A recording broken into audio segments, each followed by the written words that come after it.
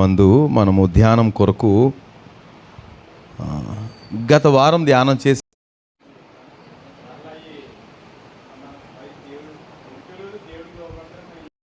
ఈరోజు కూడా ఒక మాటను పరిశుద్ధ గ్రంథాన్ని నుంచి యోబు గ్రంథం 28వ అధ్యాయము. పరిశుద్ధ గ్రంథంలో సుమారు యోబు గురించి చెప్పబడిన మాట ఏంటంటే అబ్రహాముకు సమకాలికుడు అన్నట్టుగా ఉంటుంది. అయితే యోబు గ్రంథంలో ఎవరి పేర్లు ఉండవు, అబ్రహాం పేరు కానీ ఎవరి పేర్లు ఉండవు. కనుక అబ్రహాం కంటే ముందటివాడు అని అంటారనమాట. కనుక యోబు హిస్టరీ రాసింది బహుశా మోషే అని అంటున్నారు కావచ్చు, కానీ ఈ చరిత్ర మాత్రం అందరికంటే ముందు అబ్రహాము కంటే ముందు చరిత్ర అనమాట ఈయన. సో ఆయన పలికిన మాటల్లో 28వ అధ్యాయము అద్భుతమైన అధ్యాయం. సో దాన్ని ఒకసారి మనం ధ్యానం చేయాలి, కానీ ఇప్పుడు నేను ఆ విషయానికి వెళ్ళటం లేదు. కానీ 25, 26 వచనాలు నేను చదువుతున్నాను. గాలికి ఇంత బరువు ఉండవలనని ఆయన నియమించినప్పుడు, ప్రమాణమును బట్టి జలములకు ఇంత కొలతయని ఆయన వాటిని కొలిచి చూచినప్పుడు, వర్షమునకు కట్టడ నియమించినప్పుడు, ఉరుముతో కూడిన మెరుపునకు మార్గము ఏర్పరిచినప్పుడు. రైట్, ఈ 2 వచనాలు మనం ధ్యానం చేయబోతున్నాం. రైట్, ఏంటంట, గాలికి ఇంత బరువు ఉండాలని ఆయన నియమించాడట. గాలికి ఎంత బరువు ఉంటుందండి? గాలికి ఎంత బరువు ఉండాలని ఆయన నియమించాడు.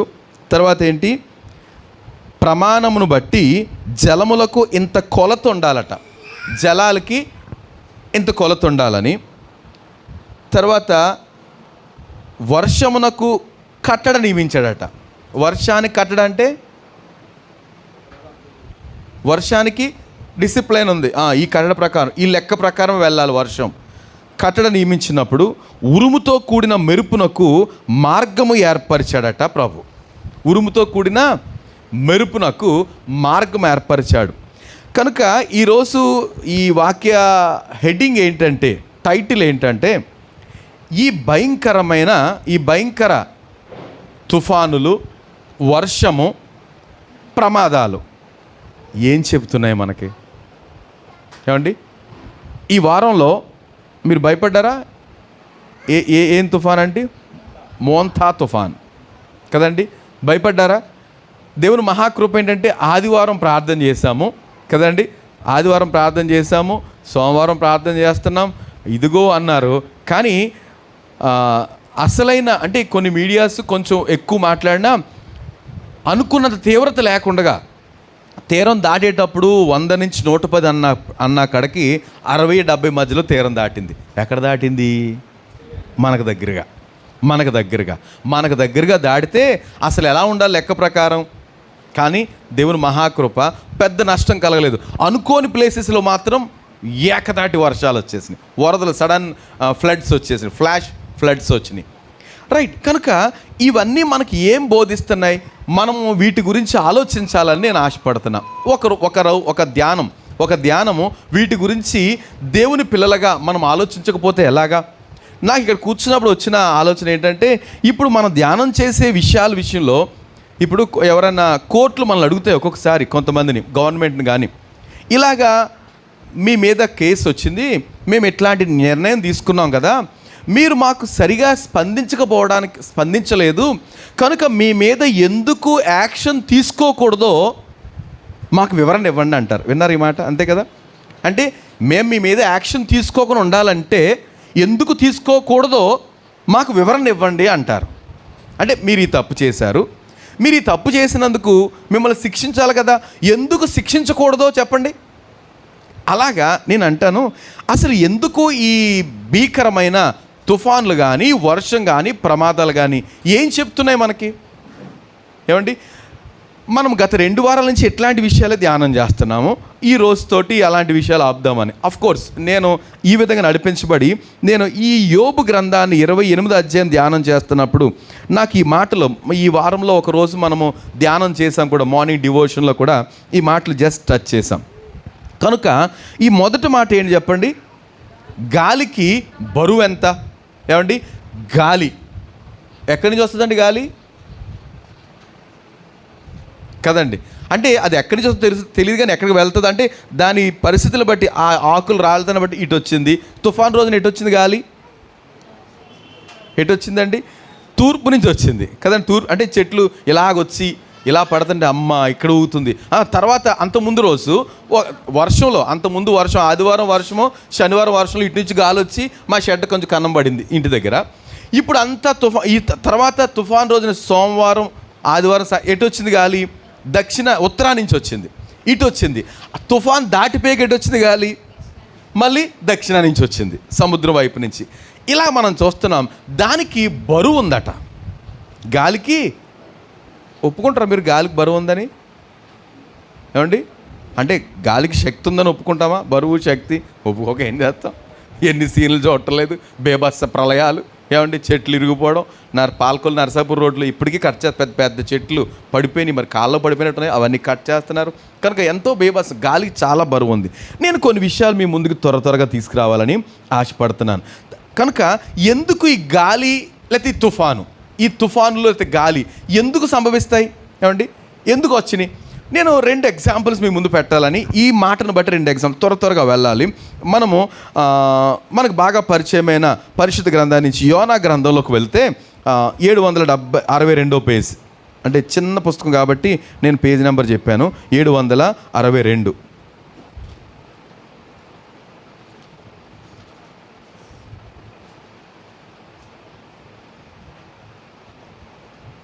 762 మొదటి అధ్యాయము, యోనా గ్రంథం మొదటి అధ్యాయము 4 నుంచి కొన్ని వచనాలు చూద్దాం. ఇవన్నీ మీకు తెలిసినప్పటికీ లోకానికి ఈ విషయాలు అర్థం కావాలని దైవ చిత్తం. ఏది ఎందుకు జరుగుద్ది? గాలి తుఫాన్లు వస్తూ ఉంటాయండి, అలాగేం కాదు. దెర్ ఇస్ ఎ పర్పస్, ఒక ఉద్దేశం ఉంది. ఉద్దేశ ప్రకారం మనం చదివాము ఇక్కడ 18వ కీర్తనలో. ఎక్కడి నుంచి అంట? ఈ ప్రచండ వాయువులు ఆయన నోట్లోంచి, ఆయన నాసికా రంధ్రాల నుంచి, లేకపోతే ఇవన్నీ కూడా దేవుని స్వాధీనంలో ఉన్నాయి. ఆయన తన చిత్తానుసారంగా వాటిని రిలీజ్ చేస్తాడు అనేది మనకు అర్థం కావాలి. నేను చదువుతున్న ఈ మాట. ఇక్కడ యోనా గ్రంథ నేపథ్యం మనకు తెలుసు. ఈయన ఒక మంచి ప్రవక్త, చాలా పవర్ఫుల్ ప్రవక్త. దేవుడు అంటాడు కదా, ఎక్కడికి వెళ్ళమంటాడు? నినివే వెళ్ళమంటున్నాడు. కానీ ఈయన ఏం చేశాడట? అటు వెళ్ళకుండా ఇటు రివర్స్ వైపు వెళ్ళాడు. దేవుని మాట కాదని అవిధేయతతోటి అటు వెళ్ళడం ఇష్టం లేక వేరే మార్గం గుండా వెళితే 4వ వచనం చదువుతున్న త్వరగా. అయితే యెహోవా సముద్రము మీద, అంటే ఓడ ప్రయాణం చేస్తున్నాడు. ఎవరైనా? దేవుని ప్రవక్త. దేవుడేమో నినివే వెళ్ళమంటే ఇటు తర్షీషు వెళ్తున్నాడు, ఓడ ప్రయాణం చేస్తున్నాడు. ఓడ ప్రయాణం చేసినాడు. చూడండి ఏం జరిగిందంట. అయితే ఎప్పుడైతే దేవునికి వ్యతిరేకంగా తన ప్రయాణం మొదలుపెట్టాడో గమనిద్దాం. దేవుడేమో ఇటు వెళ్ళమంటే యోనా ఎటు వెళ్తున్నాడు?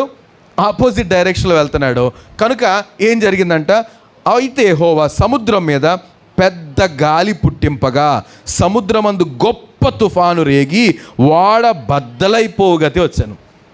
ఓడ అంటే సామాన్యంగా ఉండవండి, చాలా స్ట్రాంగ్గా ఉంటాయి, పెద్ద పెద్ద షిప్లే ఉన్నాయి. ఏమండి, రైట్?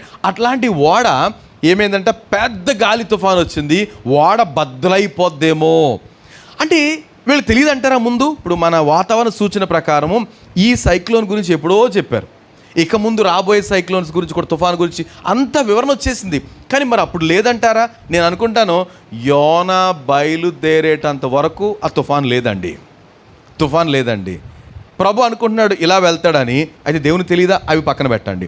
ఏమండి, ఇప్పుడు యోనా ఇటు ప్రయాణం చేసేటప్పటికి అప్పుడు ఓహో నువ్వు ఇటు వెళ్తున్నావా, సరే నా పని నేను చేస్తాను అనేసి ఏం చేశారట? పెద్ద తుఫాన్ రేగింది. ఏంటంట? ఆ పెద్ద షిప్ ఓడ బద్దలైపోయే స్థితికి వచ్చేసిందట. వచ్చేస్తే సహజంగా ఏం చేస్తారు అందరూ? ఏమండి, ఏం చేస్తారు? ఓడను ఖాళీ చేస్తారు. అసలు ముందే తెలిస్తే మన ప్రభుత్వాలు ఏం చేస్తారు? వెళ్ళకూడదు, మత్స్యకారులు సముద్రంలో వెళ్ళకూడదు అని చెప్తూనే ఉన్నారు. అలాగా అసలు ఈ షిప్ని రిలీజ్ చేసేవారు కాదు. అప్పటికి చప్పుడు లేదు. కానీ వీళ్ళ మార్గ మధ్యంలో ప్రయాణం మొదలుపెట్టిన తర్వాత అప్పుడు వచ్చిన తుఫాను. కనుక చాలా బేభత్సము, దరికి చాలా దూరంగా ఉన్నారు. కనుక ఓడ ఖాళీ చేయడం తప్ప వేరే ఆల్టర్నేటివ్ వర్క్ లేదు, వేరే అవకాశం లేదు. ఓడ ఖాళీ చేశారు. ఓడ ఖాళీ చేయడం మాటలా? దేవునికి లెక్కలేదు. ఓడ ఖాళీ చేయటమా, ఏమైపోవడమా నాకు అనవసరం. దైవ పని మాత్రం జరగాలి. నేను ఇక్కడ గమనిస్తున్నా ఏంటంటే గొప్ప తుఫాను రేగి ఓడ బద్దలైపోగత వచ్చాను. కాబట్టి నావికులు భయపడి ప్రతి వాడును తన దేవతను ప్రార్థించి ఓడ చులకన చేయుటకై అందులోని సరుకులను సముద్రంలో పారవేసిరి. అప్పటికీ యోన ఓడ దిగువ భాగమును పోయి పండుకొని గాఢ నిద్రపోయి ఉండెను. ఇది ఒక చిత్రం అండి. ఏంటంట, దేవుని సేవకుడు వద్దన్న పని చేస్తూ వెళ్ళమన్న ప్రదేశం మానేసి వేరే ప్రదేశానికి వెళ్తూ ఓడ దిగువ భాగానికి వెళ్ళిపోయి చక్కగా పడుకున్నాడు. ఎలాంటి స్లీప్ అంట? మనం అప్పుడప్పుడు చర్చిలో జస్ట్ కునుకులాగుతాం. కునుకులాగి ఎక్కడ మళ్ళీ పాస్టర్ గారు పెద్ద కేకేస్తారో అని ఉలుక్కుపళ్ళు ఎగుస్తాం కదండి. 1-2 సార్లు అలా జరుగుతుంది. కానీ ఈయన ఎక్కడ ఉన్నాడంటే ఈయన డైరెక్ట్గా ఓడ దిగువ బాగా వెళ్ళిపోయి డీప్ స్లీప్కి వెళ్ళిపోయాడట. అంటే ఏమీ చింత లేదు, నిశ్చింతగా కదండి. ఇప్పుడు దేవుడు చెయ్యమన్న పని మానేసి చేయొద్దన్న పని చేస్తున్నప్పుడు లోపల గుండె దడ అలాంటిది ఉంటుందా?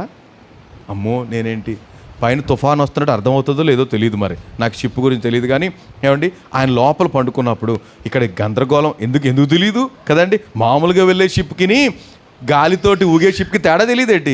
ఎందుకు తెలియదు? లోపలైనా తెలుస్తుంది. అయినా సరే డీప్ స్లీప్ ఉన్నాడు కదా, మనకేం తెలియలేదు.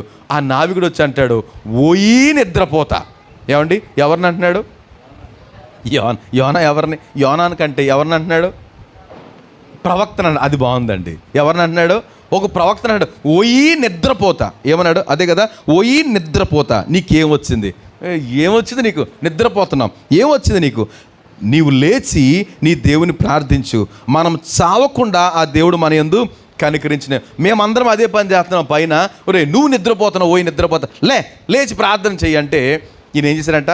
పైకి వచ్చేసాడు. ఆ వార్డులో ఉన్న వాళ్ళు అందరూ బహుశా 250 మంది ఎంతమంది ఉంటారు వార్డు సహజంగా, మనం పౌలు గారు లెక్క ప్రకారం. అలాగే అంతమందికి చీటీ వేసారట. చీటీ అయితే రావడం చీటీ కూడా బ్రదర్కే వచ్చింది. అక్కడ ఎంత చేసినా తుఫాన్ ఆగటంలే. సో వస్తానే ఉంది. చీటీలు వేశారు, చీటీ బ్రదర్ పేరునే వచ్చింది. ఈ ఎవరు?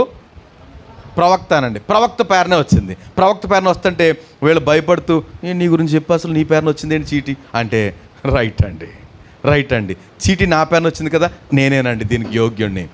మనమైతే ఏమంటాం? త్వరగా చెప్పాలి.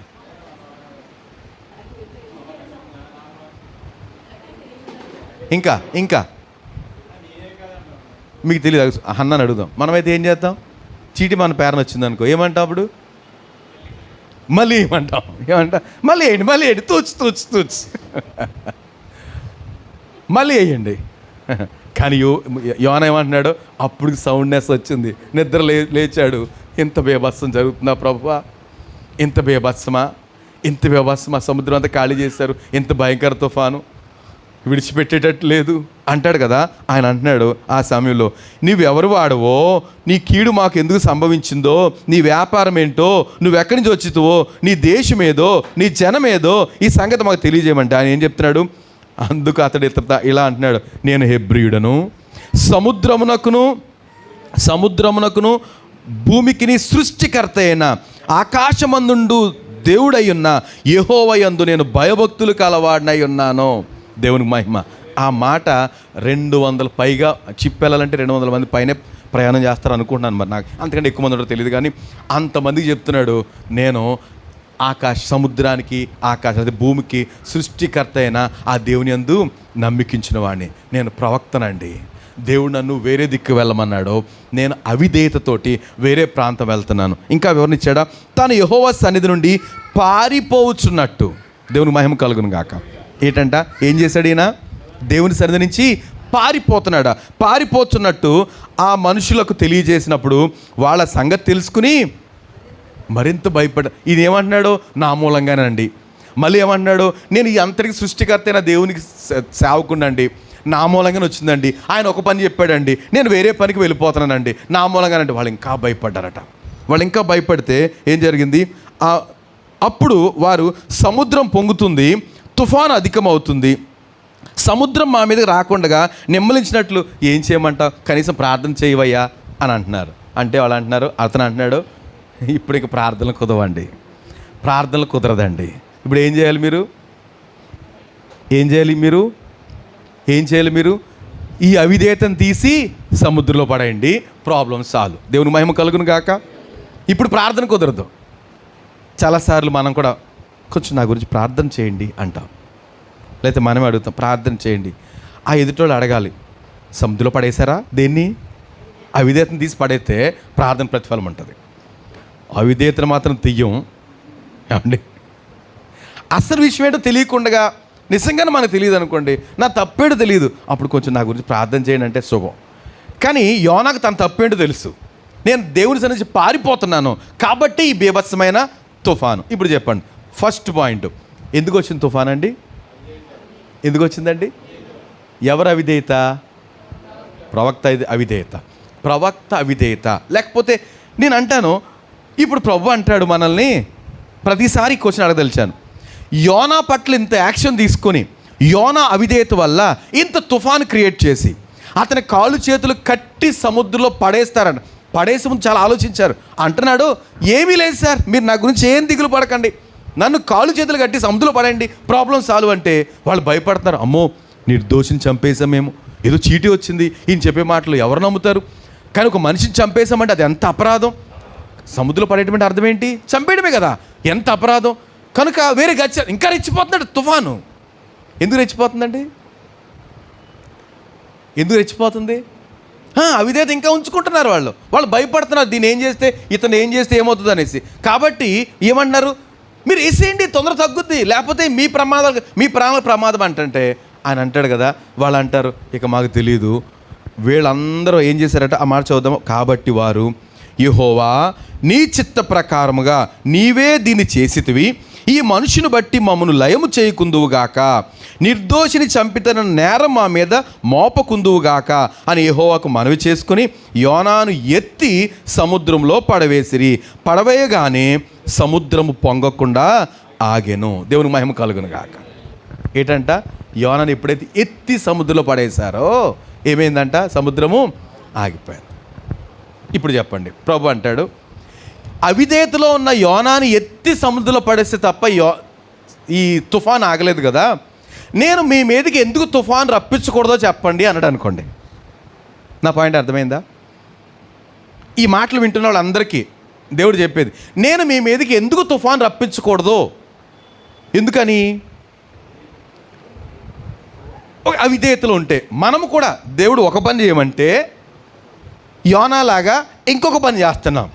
నా ఎందుకు భయభక్తులు కలిగి ఉండమంటే మనం సడలింపు, మన అది చేయమంటే ఇది చేస్తున్నాం. ఆయన అంటున్నాడు, నేను దేవుని సన్నిధి నుంచి ఏం చేస్తున్నాను? పారిపోతున్నాను. నువ్వు దేవుని సన్నిధి నుంచి పారిపోతున్నావు, దేవునికి అవిధేయత కలిగి ఉన్నావు, కనుక నీ మీదకి తుఫాన్ ఎందుకు రాకూడదో చెప్పు అని మనల్ని కానీ లోకాన్ని కానీ ప్రభు అడుగుతుంటే ఏం సమాధానం చెప్పాలి? అప్పుడు ఎంతమంది చచ్చిపోదురు? యోనాను కనుక పడేయకుంటే వాళ్ళు ఏమవుదురు? మొత్తం పగిలిపోనంతే. ఇది దేవుని మిషన్ జరగాలి. ఏం జరగాలి? యోనా తిరిగి మళ్ళీ నినివే వెళ్ళాలి. నినివే వెళ్ళాలంటే వీళ్ళేమో సముద్రంలో పడేయనంటున్నారు అనుకుందాం, పడేయనంటున్నారు కనుక ఏం జరుగుద్ది? ఓడ బద్దలైపోవాలి, వీళ్ళందరూ మునిగిపోవాలి, యోనా కూడా మునిగిపోవాలి, యోనాను వెతుక్కుంటా వాళ్ళ మధ్యలోంచి రావాలి చేప, వచ్చి ఆ యోనాను పట్టుకెళ్ళాలి, వెనక్కి వెళ్ళాలి, ఇంత జరగాలి. కాబట్టి వాళ్ళు ఏం చేశారు? యాజ్ ఎర్లీ యాజ్ పాసిబుల్, ఎంత సాధ్యమైతే అంత తొందరగా ఏం చేశారు? మన భాషలో ఏం చేశారు? అవిధేయతను ఎత్తి పడేశారు. దేవుని మహిమ కలుగును గాక. మనం ఏం చేయాలి? ఎంత సాధ్యమైతే అంత త్వరగా అవిధేయతను అనండి మాట. అవిధేయత అంటే నేను మళ్ళీ దాన్ని ఎక్స్ప్లెయిన్ చేయనక్కర్లే, మనందరూ తెలుసు. మనమంటే ఇన్ ద సెన్స్ ఇక్కడున్న వారము, ఈ మాటలు వినేవారు. అవిధేయత అంటూ ఉంటే ఏం చేయాలి? తీసి పారవేయకపోతే మన కుటుంబాలకు, మన ప్రాణానికి, సమాజానికి, దేశానికి ముప్పే. పరిశుద్ధ గ్రంథంలో ఎవిడెన్స్ ప్రభు ఇచ్చాడు. కనుక మనం ఏం చేయాలి? అందుకోసం ఏమొస్తాయి? తుఫాన్లు వస్తాయి. గాలి బరువును బట్టి తుఫాన్ వస్తే కారులు లేచిపోతాయి, బిల్డింగ్లు లేచిపోతాయి. అమెరికా అయితే ఇల్లులు వెళ్ళిపోతూనే ఉంటాయి. ఏమండి, వాళ్ళు లైటు చెక్క వుడ్తో కడతా ఉంటారు, వెళ్ళిపోతూ ఉంటాయి. కారణం ఏంటంటే నథింగ్ బట్ మనం కన్ఫర్మ్ చేసుకోవచ్చు ఎందుకు ఇదంతాను అవిధేయత. ఏమీ డౌట్ లేదండి. ఈ విషయాన్ని లోకం గమనిస్తే, అవిధేయత వల్లే ఇట్లాంటి తుఫానులు అని లోకం గమనిస్తే నిజంగా ధనిలం అవుతాం. మరొక సందర్భాన్ని కూడా జ్ఞాపకం చేద్దాం. అవిధేయత వల్ల తుఫాను. మనకు బాగా పరిచయమైన మార్కు సువార్త 4వ అధ్యాయంలో ఇక్కడ కూడా ఈ సన్నివేశాన్ని మనం గమనిస్తే నేను తొందరగా వెళ్ళిపోవాలి. ఓకే, 4వ అధ్యాయం చివరి పారాలో ఒకసారి ఈ విషయం మనకు బాగా తెలుసు, అస్తమానం జ్ఞాపకం చేసుకుంటాం కదండి. యేసు ప్రభు అన్నారు అవతలకు వెళ్దామయ్యా, అద్దరికి వెళ్దాం అనుకుంటే వాళ్ళు ఏం చేశారు? చిన్న దోణిలో 4వ అధ్యాయం మార్కు సువార్త 31 నుండి 35 నుంచి చిన్న దోణిలో ఆయన తీసుకున్నారు. మిగతా ఆయన కూడా చాలా దోణులు వచ్చినాయట. అయితే పెద్ద తుఫాను రేగి ఏమైందంట? పెద్ద తుఫాను రేగి చెప్పండారా, పెద్ద తుఫాను రేగి మళ్ళీ చదివితే తప్ప మనకు గుర్తు రావట్లేదు. సూపర్ అండి, మీరు సూపరు. చదివితే తప్ప మనకు గుర్తు రావట్లేదు. ఎన్నిసార్లు చెప్తాను, ఆయన ఉన్న దోణి మీదే తుఫాన్లు ఎక్కడ వస్తాయంట? ఎందుకు వస్తాయి అంటే ఆయన ఉన్న దోణులు అన్నింటి మీద తుఫాన్లు వస్తాయా? ఎందుకు వస్తాయంటే ఆయన ఏం చేస్తున్నారు? దోణిలో దోణి వెనక భాగమున తలగడ మీద తల వాల్చుకొని నిద్రించుచుండెను. ఏమండి, ప్రభు కనుక మన దోణిలోనే ఉండి ఆయన కనుక పండబెట్టామా కదా. ఏమండి, ఇప్పుడు నేను సమూహంగా మాట్లాడుతున్నాను కాబట్టి లాగితే ఎవరైనా రాత్రి సౌండ్ స్లీప్ లేని వాళ్ళు ఒక కునుకు లాగొచ్చు, తప్పలేదు. ఇప్పుడు సమూహంగా నేను ఫేస్ టు ఫేస్ మాట్లాడుతున్నాను స్టీఫెన్ తోటి, ఇలా మాట్లాడుతున్నాను, అప్పుడు నిద్రపోతాడు ఆయన కదా? నిద్రపోడు కదా. ఎందుకు ప్రభు నిద్రపోయాడు? ఆయనతో మాట్లాడట్లేదు. ఏంద్ర బాబు పగలంతా తినేసాడు, మీటింగ్ అన్నాడు, మళ్ళీ సాయంత్రం సరే ఇంటికి వెళ్ళిపోదాం, మా ఆవిడ చూస్తుంటుందంటే ఈలోపు మళ్ళీ అవతలకి వెళ్ళమన్నాడు. అదితో పాటు ఏం మాట్లాడుకుంటున్నారు వాళ్ళు? ఆయనతో వాళ్ళు మాట్లాడుకుంటున్నారు. మిగతా వాళ్ళందరూ 12 మంది మాట్లాడుకుంటున్నారు. అందులో డిఫరెంట్ యాక్టర్స్ ఉన్నారు. అందులో ఒక్కొక్కరు సామాన్యులు కాదు నిజంగానే, ఒక్కొక్కరు ఒక డిఫరెంట్. కనుక ఏవో మాట్లాడుకుంటున్నారు. ఆయనకి నాతో మాట్లాడట్లేదు కదా అని ఈ బికేమ్ సైలెంట్గా ఉంటే ఏమవుతుంది? రాత్రి గడ చల్లటి గాలి, సముద్రమే చల్లటి గాలి, ఉడికేమి రాదు, దట్టు రాత్రులు. కునికి లాగారు ప్రభు. ఆయన కునికి లాగారా, ఏమవుతుంది? తుఫాన్. ఒకటి తుఫాను అవిధేయత వల్ల, 2 తుఫాను ఎందుకు వస్తుందట? ఆయన్ని మనం సైలెంట్గా ఉంచేస్తే. నిస్సందేహంగా ప్రభు మన దోణిలో ఉన్నప్పటికీ ఆయనతో మనం ముచ్చరించకుండా మన పనిలో మనం ఉంటే, ఆయన మన దోణిలో ఉన్నప్పటికీ ఏం జరుగుద్ది? తుఫాను వచ్చేస్తుందండి. ఎందుకనంటే ఆయన లేచి ఏం చేశారు? బాబాయ్ ఏంట్రో ఇంత ఆలస్యంగా చెప్పారేంటి అన్నాడు. ఆయన కళ్ళు తెరిచి షో అంతే. ఆయన అంటాడు, ఎంతకాలం మీతో ఉంటాను అంటాడు. మనం గమనించాలి. ఒక మాట చూద్దాం. ప్రవక్తల గ్రంథం నుండి యెషయా గ్రంథం 62వ అధ్యాయము 7వ వచనం కూడా చదువుదాం త్వరగా.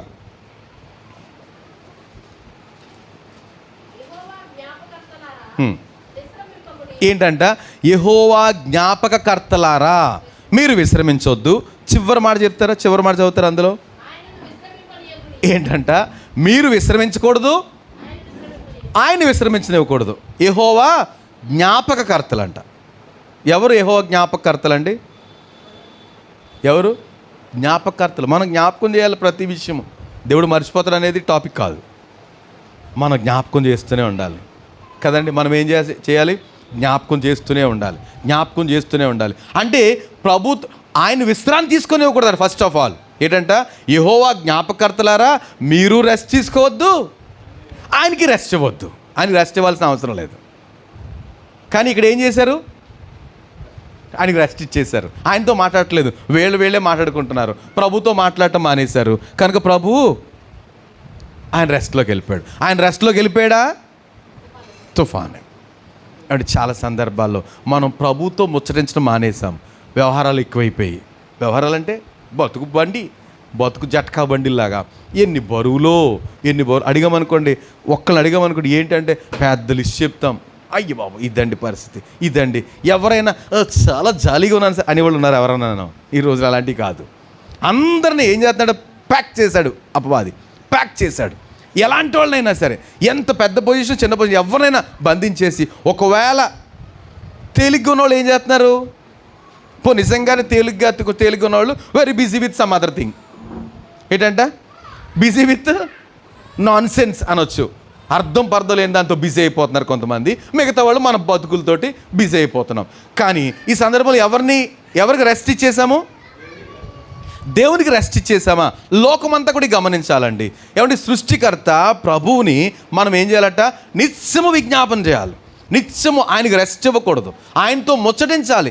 మన దోనిలో ఉన్న ప్రభుతో ముచ్చటిస్తే ఏమండి, నేను అంటాను చాలాసార్లు, మీరు వ్యక్తిగతంగా ప్రార్థించి ఎంతకాలం అయిందంటే చాలా కాలం అయిందండి అన్నారనుకోండి, ఇన్ని రోజులు ఏం జరిగినట్టు? ప్రభుకి రెస్ట్. ఇన్ని రోజులు ప్రభుకి రెస్ట్ ఇచ్చేస్తే ఏం జరుగుద్దండి? ఏం జరుగుద్ది? తుఫాన్ రాదా? అలజడి రాదా? బేబస్సాలు కలగవా? కనుక వాక్యం చెప్తుంది, యెహోవా జ్ఞాపకర్తలారా మీరు విశ్రమించొద్దు, ఆయన్ని విశ్రమింపనివ్వద్దు. కనుక 2 కారణాలు తుఫాన్లకి. సమంజసం అంటారా నేను చెప్పిన మాటలు? పక్కా. ఏమండి, ప్రభు అంటాడు, నేను అక్కడ నాతో మాట్లాడిన బీభత్సం సృష్టించి తుఫాన్ రప్పించాను కదా, మీరు నాతో మాట్లాడి ఎంతకాలం అయింది? ఏకాంతంగా మాట్లాడి ఎంతకాలం అయింది? నేను ఎందుకు తుఫాన్ రప్పించకూడదు అని అన్నాడు అనుకోండి. ఎందుకు తుఫాన్ రప్పించకూడదు నాకు వివరణ ఇవ్వండి అంటే ఏం చెప్తాం? ఏమండి, కోర్టు భాష ఇలా ఉంటుంది. ఎందుకు మీ మీద యాక్షన్ తీసుకోకూడదు అన్నాడు. ఎందుకు మీకు తుఫాన్ రప్పించకూడదు నేను ఒక వివరణ ఇవ్వండి అంటే ఒకటే పని, ఏం చేయాలంట? మనము మౌనంగా ఉండకూడదు, ఆయనకి విశ్రాంతిని ఇవ్వకూడదు, మనం విశ్రాంతి తీసుకోకూడదు. జ్ఞాపకకర్తలము. దేవుని మహిమ కలుగును గాక. రైట్. 2వ మాట మనం చూసాము, జలములకు ఏముందంట? పరిమాణం నియమించాడు దేవుడు. జలములకు ఏంటంట? ఆ పరిధి నియమించాడట. జలములు అనగానే మనకు గుర్తొచ్చేది సముద్రం. సో సముద్రానికి పరిధులు నియమించాడట. ఒక మాట యోబే దాని గురించి అక్కడ మాట చెప్పాడు, చూద్దామా? 38వ అధ్యాయం, యోబు 38వ అధ్యాయం, యోబు గ్రంథం 38 కాదు 38 యోబు గ్రంథం 38వ అధ్యాయము. ఆయన అన్న మాట ఏంటంటే,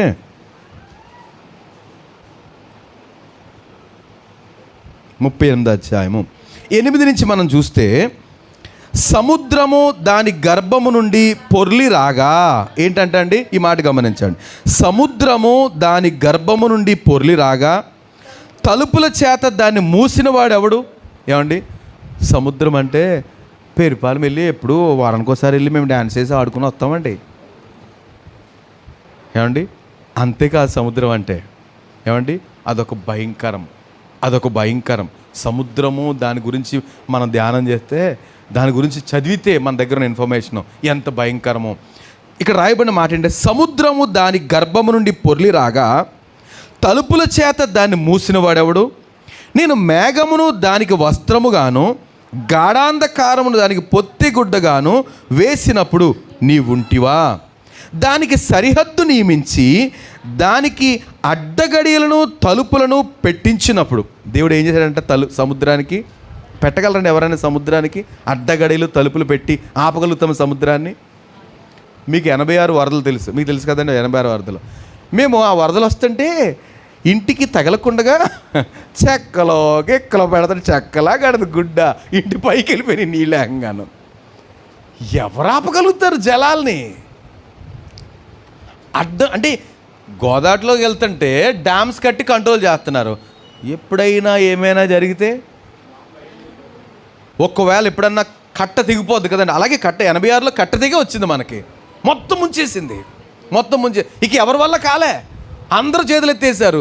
ఎప్పుడు తగ్గుద్దా అని ధవళేశ్వరం, భద్రాచలం ఆ న్యూస్ వినడము, అక్కడ తగ్గిందని, అమ్మాయ అక్కడ తగ్గితే ఇక్కడ పెరిగేది, ఇదే న్యూస్. ఎవడు ఆపగలుగుతాడు? ప్రభు అంటాడు, సముద్రం నేను అడ్డగడియలు పెట్టానంటాడు, అది దాటకుండానట్లుగా. ఈ మాట చదువుతున్నా, దానికి సరిహద్దు నియమించి దానికి అడ్డగడియలను తలుపులను పెట్టించినప్పుడు నీవు ఎంతవరకే కానీ మరి దగ్గరకు రాకూడదనియు, ఇక్కడనే నీ తరంగంలో పొంగు అనపబడుననియు నేను చెప్పినప్పుడు. సముద్రానికి దేవుడు చెప్పాడట, ఎంతవరకే ఉండాలి, ఎక్కడి నుంచి దాటొద్దు అని. సముద్రానికి హద్దులేం పెట్టలే, ఇక్కడ వరకు ఉండాలి అని చెప్పాడంట. ఎస్ లార్డ్ అన్నయ్య అంతే. ఏమండి, ఎస్ అన్నది అంతే. మరి సునామీ ఎందుకు వచ్చిందండి? ఎప్పుడది? ఏ సంవత్సరం అండి? 84. ఏ 4 అండి? 2004 ఆఫ్కోర్స్. సునామీ, సముద్రం పెద్ద ఉప్పిన. అంతకుముందు దివిసీమ 77 అండి, 1977. 77 దివిసీమ పెద్ద అలా మచిలీపట్నం ఒక ఏరియా అంతా కొట్టుకెళ్ళిపోయింది. ఎందుకు వచ్చిందండి? ప్రభు ఏం చేశాడు? తప్పుకున్నాడు అంతే. ఆయన మాట ప్రకారం సముద్రం ఆగుతుందండి. కానీ ఎందుకు వస్తుందట? ఏమండి, ఇంకొక మాట క్లియర్గా మనకు అర్థమవుతుంది. ఇర్మియా గ్రంథం 5వ అధ్యాయము ఇంకా వివరంగా ఉంటుంది అక్కడ. ఇర్మియా గ్రంథం 5వ అధ్యాయంలో 20 నుంచి నేను మాట చదువుతున్నా. ఇసుకను లేకపోతే ఆ పేరాను చదివేస్తాను. యాకోబు వంశస్థులకి ఈ మాట తెలియజేయుడి, యోధా వంశస్థులకి సమాధానము చాటించుడి. కన్నులుండి చూడకయు, చెవులుండి వినకయు నున్న వివేకం లేని మూడులారా ఈ మాట వినుడి. ఏంటంటే వివేకం లేని వాళ్ళ గురించి దేవుడు చెప్తున్నాడు. మీరు చూడలేదు, గమనించట్లేదు. సముద్రము దాటలేకుండానట్లును దాని తరంగములు ఎంత పొర్లెనో అవి ప్రబలలేకయు, ఎంత ఘోషించినను దాని దాటలేకయు ఉండునట్లు నిత్య నిర్ణయము చేత దానికి ఇసుకను సరిహద్దుగా నియమించిన నాకు మీరు భయపడరా? నా సన్నిధిని వనకరా? ఇదే యెహోవా వాక్కు. ఇంకా ఎందుకంటే ఈ జనుల తిరుగుబాటును ద్రోహము చేయు మనసు గలవారు, వారు తిరుగుబాటు చేయొచ్చు తొలగిపోతున్నారు. రండి, మన దేవుడైన యెహోవా యందు భయభక్తులు కలిగిందుము. ఆయనే తొలకరి వర్షమును కడవరి వర్షమును దాని కాలమును కురిపించేవాడు కదా. నిర్ణయింపబడిన కోతకాలము వారములను ఆయన మనకు రప్పించినట్టు తన మనసులో అనుకొనరు. మీ దోషములు వాటి క్రమమును తప్పించెను, మీకు మేలు కలుగకపోవడానికి మీ పాపములే కారణం. ఏంటంట? ఎందుకు క్రమం తప్పిపోయిందంట? సముద్రము క్రమం ఎందుకు తప్పిపోయిందండి?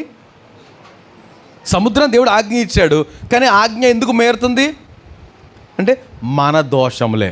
మీ దోషములే వాటి క్రమాన్ని తప్పించినాయట. మనకు మేలు కలుగుపోవడానికి కారణం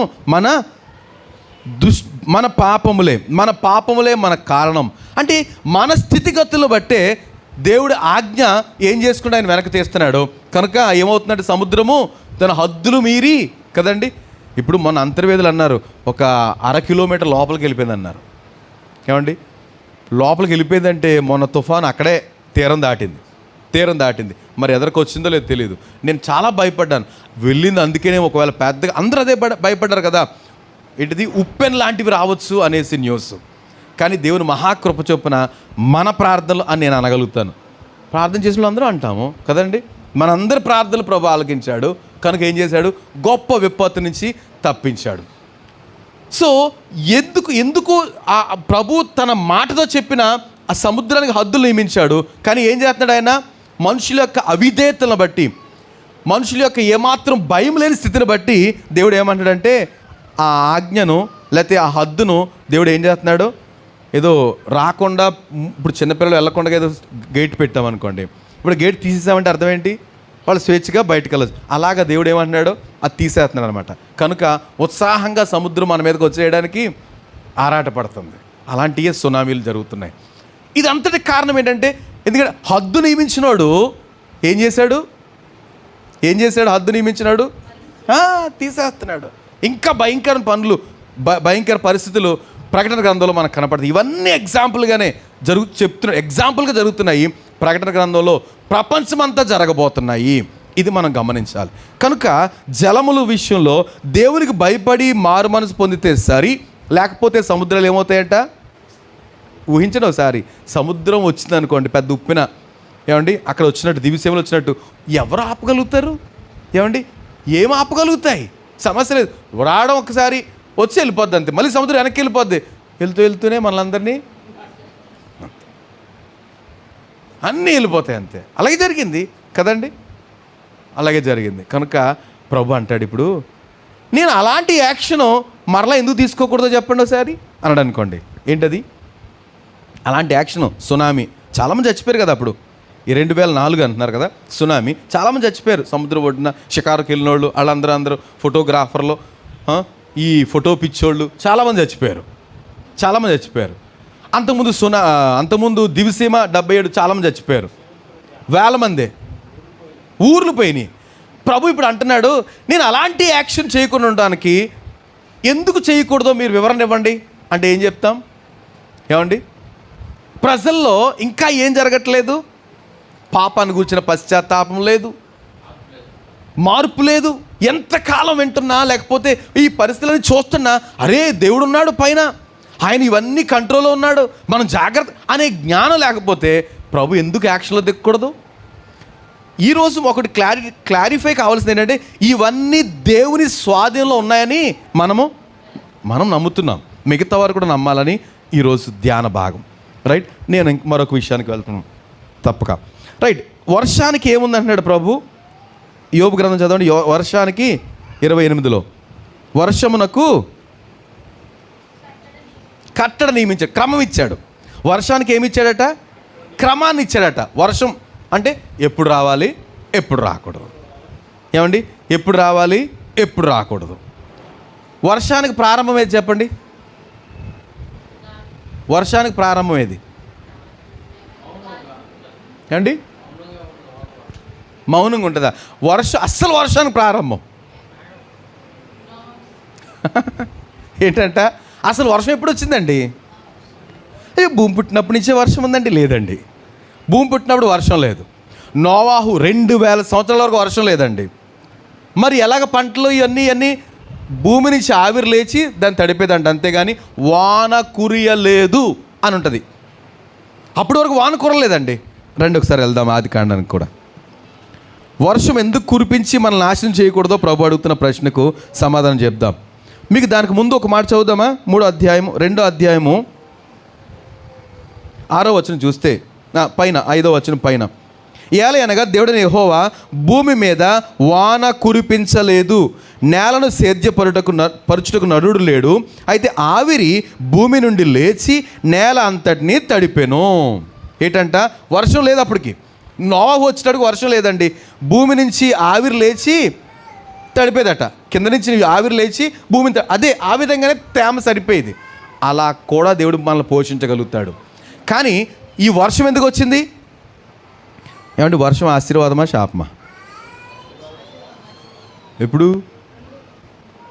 ఎప్పుడు ఆశీర్వాదం అయింది. ఏమండి, దేవునికి వర్షం అక్కర్లేదు మనల్ని పెంచి పోషించడానికి. కానీ వర్షం ఇంట్రొడక్షన్ చూస్తే మాత్రం మనం అందరం భయపడాలి. ఎప్పుడు అంటాడు దేవుడు? చూద్దాం 6వ అధ్యాయంలో కొన్ని మాటలు త్వరగా చెప్తున్నా, చదువుదాం. నేను కొన్ని మాటలు చదివేస్తాను, జస్ట్ మీరు వినండి త్వరగాను.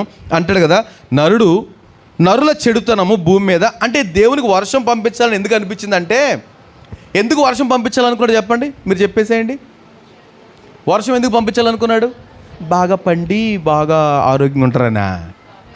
అలా కాదట, నాశనం చేసేయాలనేసి, భూమి అంతటి నాశనం చేసి పడేయడానికి వర్షాన్ని పంపించాడు. అది అంటున్నాను నేను. వర్షానికి ప్రారంభము వినాశనమైంది. ఎందుకంటే భూమి మీద నరుల చెడుతనము విస్తరించిపోయిందట. ఏమీ భయం లేదు. అరే మనల్ని దేవుడు పుట్టించాడనే సెన్స్ లేకుండా ఉన్నారు. 2000 సంవత్సరాలు అయిపోయింది దేవుడు ఆదామును సృష్టించేప్పటికి. జనాభా పెరిగారు, కానీ ఎవరిలో కూడా ఏం లేదట, కాన్సెన్స్ లేదు. అరే దేవుని సృష్టి, మనం ఆయనకి భయపడాలి. అరే ఏంటి ఇలాంటి జ్ఞానం లేదట. దేవుడు అనుకున్నాడు మొత్తం నాశనం చేద్దాం అనుకున్నాడట. కానీ ఎవరు కనపడ్డారు? ఒక్కడు, ఆ నోవాహు మాత్రం దొరికితే అందరినీ చంపేద్దాం అనుకున్నానే. కానీ నీతిమంతుడే నోవాహు అడ్డొచ్చాడు నాకు. కనుక సరే నోవాహు, నీకు నీ కుటుంబం కొరకు ఒక ఓడను తయారు చేసుకున్నాడు. నిజంగా ఆ ప్రళయం చదివితే, నేను చదువుతున్నాను ఆ ప్రళయాన్ని గురించి. ఇవన్నీ అంటే నా ఆశ ఏంటంటే, మిగతా వారు ఎవరైనా వింటే వాళ్ళకి ఇన్ఫర్మేషన్ ఉండాలని మాటలు చదువుతున్నాను, మీ గురించి కాకపోయినా. నరుల చెడుతనం భూమి మీద గొప్పదనియు, వారి హృదయం యొక్క తలంపులను ఊహ అంతా ఎల్లప్పుడూ చెడ్డదనియు యెహోవా చూచి, తాను భూమి మీద నరులను చేసినందుకు యెహోవా సంతాపం నొంది తన హృదయంలో నొచ్చుకొనెను. నేను సృజించిన నరులతో కూడా జంతువులను, పురుగులను, ఆకాశ పక్షులను భూమి మీద నుండకుండా తుడిచివేయుదును. ఏలయనగా నేను వారిని సృష్టించినందుకు సంతాపము నొందుచున్నాను. దేవుని వేదన హృదయంలో తను అనుకుంటున్నాడు. అయితే నోవాహు యెహోవా దృష్టి యందు కృప పొందినవాడాను. అంటే అంత లోకమంతా భ్రష్టు పట్టేసిన ఒక్క నీతిమంతుడు ఉన్నాడు. ఆయన విషయంలో దేవుడికి కొంచెం నోవాహు మాత్రం ఉన్నాడండి. నోవాహు కూడా లేకపోతే మరి ఫ్రెష్గా చేద్దుడేమో. నోవాహు ఉండిపోవడం వల్ల నోవాహును పాడు చేయడానికి దేవునికి ఇష్టం లేదు. కనుక అంటాడు కదా 8వ వచనం, అయితే 9 నోవాహు వంశావళి, నోవాహు నీతిపరుడు, తన తరం వారి నిందారహితుడు. 11వ వచనం, భూలోకము దేవుని సన్నిధిని చెడిపోయాను. భూలోకము బలాత్కారం ఏంటంటండి, చెడిపోయిందంట, బలాత్కారంతో నిండి ఉందంట. నేను అంటాను, ఇప్పుడు పరిస్థితులు ఎలా ఉన్నాయండి? అలాగే ఉన్నాయి. మనుషుల్లో భయం లేదు, ఏమండి, మూర్ఖత్వం, పెద్దోళ్ళ మాటకు లోబడే మనసు లేదు, ఎవరినైనా చాలా అసలు ఏంటిదంతా? అప్పటి కాల పరిస్థితులే మళ్ళీ రిపీట్ అవుతున్నాయి. ప్రభు అంటాడు, నోవాహు కాలంలో జరిగినట్టే ఇప్పుడు కూడా జరుగుద్ది అంటే ఆశ్చర్యమేమి లేదు. కనుక ప్రభు ఏం చేశాడట, భూలోకము దేవుని చెడిపోయి ఉండెను, భూలోక బలాత్కారంతో నిండి ఉండెను. దేవుడు భూలోకమును చూచినప్పుడు అది చెడిపోయి ఉండెను. భూమి మీద సమస్త శరీరులు తమ మార్గమును చెరిపి వేసుకొని ఉండేరి. ఏమంటాడట, శరీరులు ఏం చేశారట, తమ మార్గాల్ని చెరిపేసుకున్నారు. భయం లేదు, తమ ఇష్టానుసారంగా సొదొమ గొమొర్రా ప్రజల్లాగా అలాగ అయిపోయారు ప్రస్తుతం. కనుక ప్రభు అంటాడు, ఏమండి, నోవాహుతో సమస్త శరీరుల మూలంగా భూమి బలాత్కారం నిండి ఉన్నది కనుక నా సన్నిధిని వారి అంతము వచ్చి ఉన్నది. ఇదిగో వారిని భూమితో కూడా నాశనము చేస్తాను. ఏమన్నాడు, వాళ్ళందరినీ భూమితో పాటు నాశనం చేసేస్తాను అంటున్నాడు. ఇంకా అప్పుడు అంటున్నాడు ప్రభు, అయితే శాంపిల్ అంతా తీసుకోవాలి. నోవాహుతో చెప్తున్నాడు, వాడు తయారు చేసుకో, ప్రతి జీవిలో నుంచి అన్ని శాంపిల్, రెండు మగది ఆడది. ఎంత చదవడానికి టైం లేదు కానీ. అయితే ఎప్పుడంట 7వ అధ్యాయం 4వ వచనం చూస్తే, ఎందుకనగా ఇంకను 7 దినములకు నేను 40 పగళ్లను 40 రాత్రులు భూమి మీద వర్షము కురిపించి నేను చేసిన సమస్త జీవరాశులను భూమి మీద ఉండకుండగా తుడిచివేయదని నోవాహుతో చెప్పాను. ఏమండి, గమనించాలి, లోకమంతా ఒకనాడు సృష్టి అంతా నాశనం అయిపోయింది అనేది లోకమంతా తెలుసుకోవాలండి. అది కేవలం ఎందుకంట, దేవుని వల్ల విసిగిపోయి, అయితే నీతిమంతులు విడిచిపెట్టకుండా వారి కొరకు ఒక ఏర్పాట్లు చేశాడు. ఒక ఓడలో వారిని సిద్ధపరిచి ప్రతి జీవి, ఒక పోతు పెంటి అంటారు కదా, పోతు పెంటి ఒకటేనా, కరెక్టేనా, ఆడ మగ వీళ్ళన్నిటి జతలుగా ఉంచి నోవాహు కుటుంబం నుంచి దేవుడు తలుపు వేసేసి భీకరమైన ప్రచండ వర్షం. ఆ మాటలు చదువుతాను చూడండి, 7వ అధ్యాయం 10వ వచనం నుంచి. 7 దినములైన తరువాత ఆ ప్రవాహములు భూమి మీదకి వచ్చెను. నోవాహు వయసు యొక్క 600 సంవత్సరము 2వ నెల 10వ దినమున మహాజలముల ఓటలన్నీ ఆ దినమందే విడవబడెను. ఆకాశపు తూములు విప్పబడెను. 40 పగుళ్ళు 40 రాత్రులు ప్రచండ వర్షం భూమి మీద కురిసెను. దాన్ని ఏమంటారండి, క్లౌడ్ బర్స్ట్ అంటున్నారు కదా. అంటే తక్కువ సమయంలో ఒకే దిక్కున ఎక్కువ వర్షం. అలాంటియే ఇది సడన్ ఫ్లడ్స్కి కారణం, ఫ్లాష్ ఫ్లడ్స్ కారణం అవుతుంది.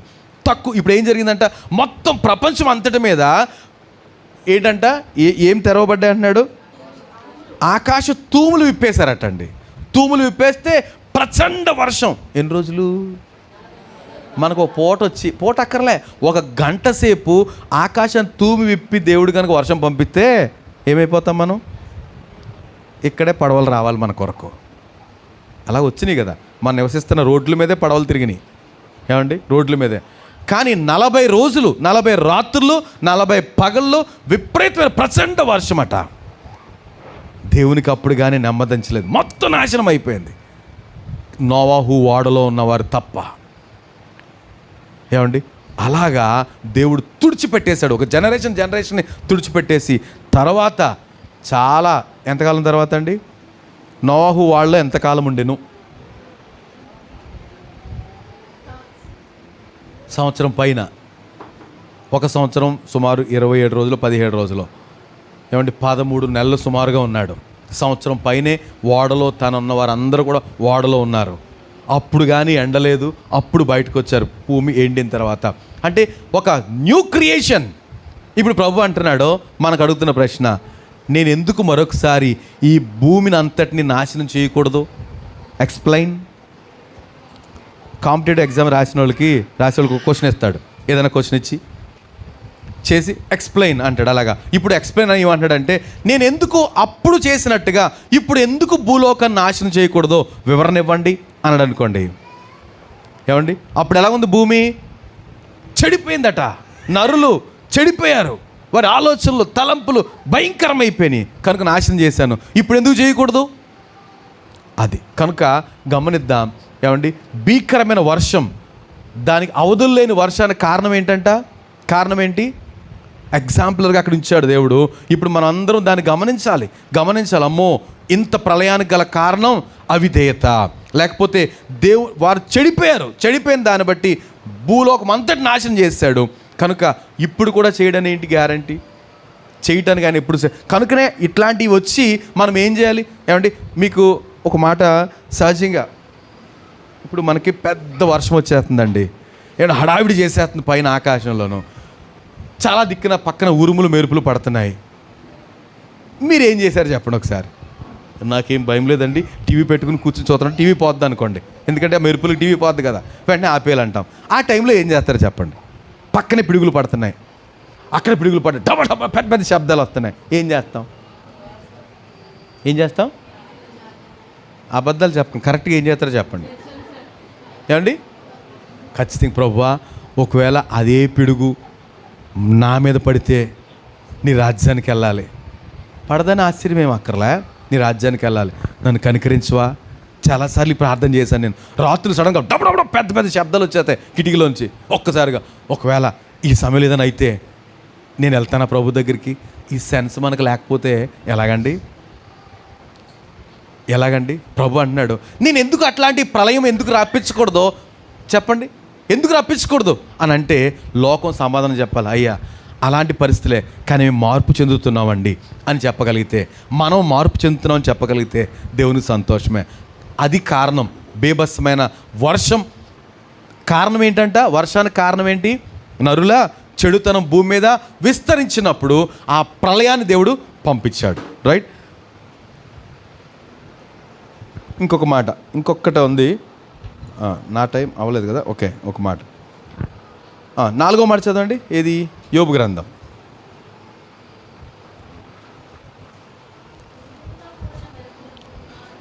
ఉరుములతో కూడిన మెరుపునకు మార్గము ఏర్పరిచినప్పుడు దేవుడు అంటాడంట, ఉరుముతో కూడిన మెరుపు వస్తే ఏం జరుగుద్దండి?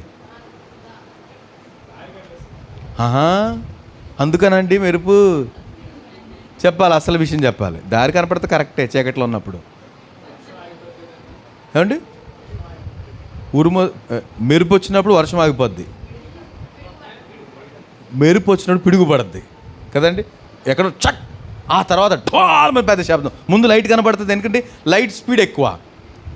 రైట్. లైట్ ముందు కనపడుద్ది. ఖచ్చితంగా మా పిల్లలైతే చెవులు కళ్ళు మూసుకుని నోరు తెరుస్తారు, అది చెప్పాం వాళ్ళకి. పిడుగు పడినప్పుడు ఏం చేయాలి? కళ్ళు చెవులు మూసుకుని నోరు తెరవాలి, అది విధానం. కళ్ళు చూస్తే కళ్ళు పోతాయండి. ఒకవేళ పిడుగు దగ్గర పడింది అనుకోండి, ఆ లైటింగ్ కళ్ళు పోతాయి, దగ్గర పడితే చెవులు కూడా పోతాయి. కనుక రెండు మూసుకోవాలి, నోరు మాత్రం తెరవాలి. కనుక మెరుపు వచ్చిందంటే పిడుగు వచ్చేస్తుంది. వాక్యం చెప్తుంది కదా, ఆ పిడుగుకి మెరుపుకి, ఉరుము వెనకాల వచ్చే మెరుపుకి దేవుడు ఏం చేశాడట? మార్గం ఇచ్చాడు. మార్గం అంటే ఎక్కడ పడాలి? పలానా దిక్కున పడు, పలానా దిక్కున పడు, పలానా దిక్కున పడు. మార్గం ఇచ్చాడట. ఎక్కడ పడితే అక్కడ పడిపోదండి. మనం పరిగెత్తుకుని ఇంట్లోకి వెళ్ళిపోవాల్సింది, లేకపోతే అలాంటి ఏం చెక్కర్లేదు. ఒకవేళ నా మీదే పడాలందని ప్రభు టిక్కు పెట్టాడు అనుకోండి, ఇంట్లో కాదు, అండర్ గ్రౌండ్లో కాదు, ఇజ్రాయిల్ లాగా నేను బంకర్లోకి వెళ్ళినా సరే వచ్చి పడిపోద్ది. ఎందుకని? ఆయన లైన్ పెట్టేశాడు అంతే. కనుక నేను ఎందుకు ఈ మాట చెప్తాను? భయపెట్టాలని కాదు, భయపడక్కర్లేదు. ఆయన చిత్త ప్రకారమే ఈ మెరుపులైతే పిడుగులు పడతాయి. దేవునికి స్తోత్రం. పరిశుద్ధ గ్రంథాలు ఎప్పుడైనా పడ్డాయండి ఇలాంటివి? ఉరుములు, మెరుపులు, లేకపోతే ఇంకేదో అంటారు, వడగండ్లు పడ్డాయా? ఏమండి, ఎప్పుడు పడ్డాయి? నిర్గమకాండంలో ఇశ్రాయేలీలు ఐగుప్తు నుంచి దేవుడు తీసుకురావడానికి ఫరోకి చాలా చెప్తున్నాడు, ఇంకో పంపించు అంటే నేను పంపించను. తెగుళ్ళు, 7వ తెగులు చూద్దాం ఒకసారి. 9వ అధ్యాయము 7వ తెగులు. ఇదిగో 7వ అధ్యాయము 13 నుంచి చదువుదామా? అంత చదవటానికి టైం లేదు మనకి. ఎందుకు చదవాలంటే చూద్దాం. 13, 14 చదువుతాను చూడండి. తరువాత యెహోవా 9వ అధ్యాయము 13, 14. తరువాత యెహోవా మోషేతో ఇట్లనెను, హెబ్రీయుల దేవుడైన యెహోవా ఎలాగూ సెలవిచ్చుచున్నాడు ఏంటంట, నీవు తెల్లవారగానే లేచిపోయి ఫరో ఎదుట నిలిచి, నన్ను సేవించుటకు నా జనులను పోనిమ్ము, సమస్త భూమిలో నా వంటి వారెవరునూ లేరని నీవు తెలుసుకొనవలనని ఈసారి నేను నా తెగుళ్ళన్నీ నీ హృదయము నొచ్చునంతగా నీ సేవకుల మీదను నీ ప్రజల మీదకి నీ పంపెదను. భూమి మీద నుండకుండా నీవు నశించిపోవునట్లు నేను నా చెయ్యి చాపి ఉంటినేని నిన్నును నీ జనులను తెగులుతో కొట్టివేసి ఉందును. నా బలమును నీకు చూపునట్లును భూలోకమంతటా నా నామం ప్రచురము చేయనట్లును. ఇందుకే కదా నేను నిన్ను నియమించి. ఎవరు నియమించుకున్నాడట? దేవుని బలాన్ని చూపించడానికి ఫరో నియమించుకున్నాడట. ఎలాగంటే ఫరో కఠినమయ్యే కొద్ది దేవుడు శోధనలో తెగులు రప్పిస్తుంటే లోకమంతటికి అర్థమవుతుందంట, అమ్మో ఐగుప్తు మీద దేవుడు భయంకరమైన తెగులు రప్పిస్తున్నాడు అనేసి.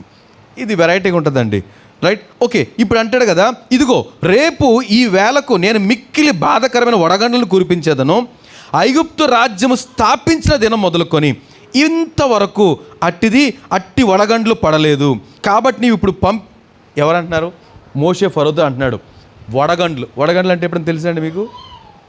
మనం చూడలేదు. మంచు గడ్డలు పడతాయి కదండి, ఐస్ గడ్డలు పడతాయి. ఏమండి, ప్రకటన గ్రంథంలో ఈ మాట గురించి రాయబడడం తెలుసా అండి? ప్రకటన గ్రంథము ఒకళ్ళు ఎవరైనా తీసి నాకు చెప్పండి, వెనకాల చెప్తాను. మీ దగ్గర మైకులు లేవు. 16 అధ్యాయము 17 నుంచి చూస్తే ప్రకటన గ్రంథం 16 అధ్యాయము 7వ దూత కుమ్మరింపగా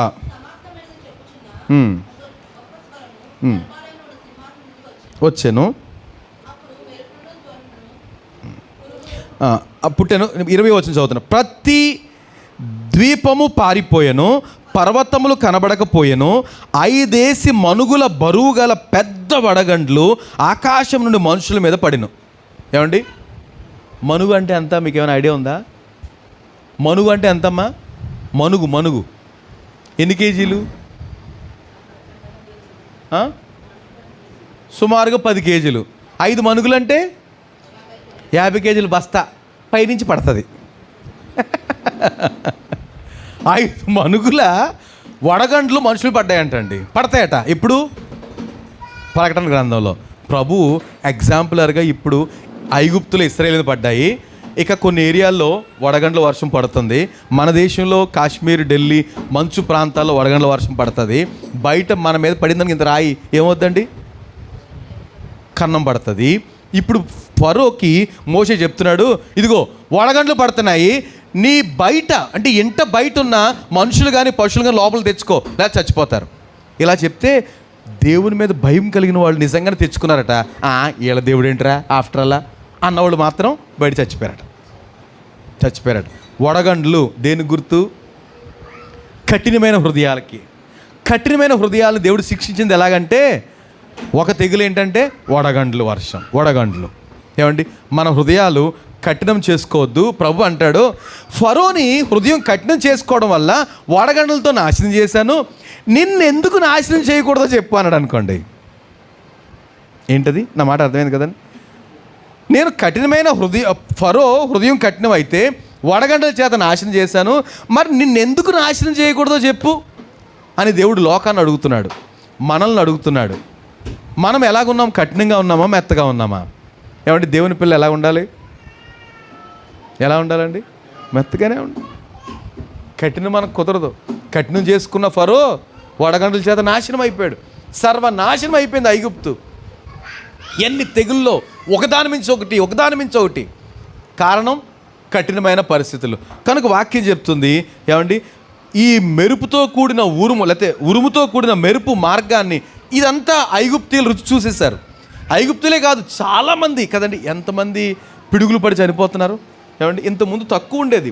ఇప్పుడు ఎక్కడన్నా పెద్ద వర్షం, సడన్గా వాతావరణం మారిపోయి ఒక్కసారిగా వర్షం, ఉరుములు, పిడుగులు. ఏమండి, అది ఎక్కడ పడుతుంది మళ్ళీని గమనించారు మీరు? అందరూ అంట ఒక చెట్టు కింద ఉన్నారంట, ఆ చెట్టు మీద పడిందట. అందరూ ఒక గుడిసెలోకి వెళ్ళారట, లేకపోతే ఒక షెడ్లోకి వెళ్ళి అక్కడే పడి. ఇలాంటి ప్రమాదకరమైన వార్తలు మనం వింటున్నాం. కారణం ఏంటి? భూమి మీద మనుషులు కఠిన హృదయులు అయిపోతున్నారు. కాబట్టి ప్రభు అంటున్నాడు, మీ కఠినత్వాన్ని విడిచిపెట్టకపోతే ఏం జరుగుద్ది? నాశనం. ఎందుకు నాశనం చేయకూడదు ఆలోచించండి అని అంటున్నాడు ప్రభు. ఇక నేను ఇంకొక మాట ఉంది కానీ చెప్పలేను, కానీ చివరి మాటకు వచ్చేస్తున్నా. చాలా కష్టంగా ఉంది వాక్యం చెప్పడానికి. అంటే అఫ్కోర్స్ గమనిద్దాం. లూకాసు వార్త ఈ మాటలో అంటే మనకి ఇవన్నీ మనకు తెలుసు, కానీ ఎవరైతే దీన్ని వాచ్ చేస్తున్నారో, మరి ముఖ్యంగా దీని గురించి క్రైస్తవేత్తరులు ఈ మాటలు వినాలని ఆశపడుతున్నా. ఇవన్నీ ప్రభు స్వాధీనంలో ఉన్నాయని అర్థం చేసుకోవాలని నా తపన. ఎందుకంటే మనం సింపుల్గా మాట్లాడకూడదు. వర్షమా వస్తుందిలేండి, తుఫాను వస్తుందిలేండి, వడగండ్లో వస్తాయిలేండి, ఇలాగ అనుకోకూడదు. ఇదంతా ప్లాన్ ప్రకారమే వస్తున్నాయి. రాబోయే ప్రకటన గ్రంథంలో మరింత భయంకర శ్రమలు ఉన్నాయి, వాటి గుర్తుగా ఇప్పుడు పంపిస్తున్నాడు. మన బ్రతుకులు మార్చుకోపోతే అనేది అర్థం కావాలని నా తపన. రైట్. చివరిగా లూకా సువార్త 13వ అధ్యాయంలో ఒక మాట, 4-5 వచనాలు, ఈ మాట చదివి మనం ప్రార్థన చేద్దాం. మరియు సిలోయేములోని గోపురము పడి చచ్చిన ఆ 18 మంది యెరూషలేములో కాపురం ఉన్న వారందరికంటే అపరాధులను తలంచుచున్నారా? కారని మీతో చెప్పుచున్నాను. ఈ మాట వినండి ఒకసారి. ఏమండి ఒకసారి, సిలోయేములో ఒక గోపురం కూలిపోయిందంట. ఎప్పుడో యేసు ప్రభు టైంలో గోపురం కూలి 18 మంది చచ్చిపోయారట. అంటున్నాడు ప్రభు, ఆ గోపురం కూలి 18 మంది చచ్చిపోయారు కదా, వారు యెరూషలేములో ఉన్న వారందరికంటే పాపులను తలస్తున్నారా? కారని మీతో చెప్తున్నాను. వీళ్ళందరికంటే పాపులు కాదు అంటూ ఇంకొక మాట చెప్పాడు. చూడండి ఆయన ఏమంటున్నాడు. ఆయన, మీరు మారు మనసు పొందనేడలా మీరందరూ అలాగే అమ్మ ఇడిచిపెట్టి అయిపోయింది లైఫ్ ఏంటంట, ఏమంటున్నాడు ఆ తర్వాత మాట చదవండి ఒకసారి. మీరు మారు మనసు పొందనేడలా మీరందరూ, చివరి మాట అండి ఇది. ఏమంటాడంట ప్రభు, ఏమంటున్నాడు? ఈ మాట చదివితే అనిపిస్తుంది, సిలోయేములో గోపురం కూలి 18 మంది చచ్చిపోయారట. అప్పుడు మనం ఏమనుకో, ఎంత పాపులో, ఏమంటున్నాము, ఎంత పాపులో, ఎంత అపవిత్రులో. ప్రభు అన్నాడు, అంటే యెరూషలేములో ఉన్న వాళ్ళందరికంటే అపవిత్రులను మీరు అనుకుంటున్నారా?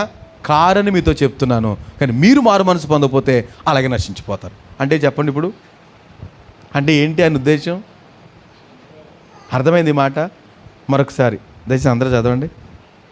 మీకు ఆకలి అవుతుందా పిల్లలు? అలాగే ఉన్నారు చూస్తుంటే. పొద్దునుంచి టిఫిన్ చేయలేదు కదండి, ఆకలి అవుతుంది, తప్పలేదు. చదవండి అదే మాట.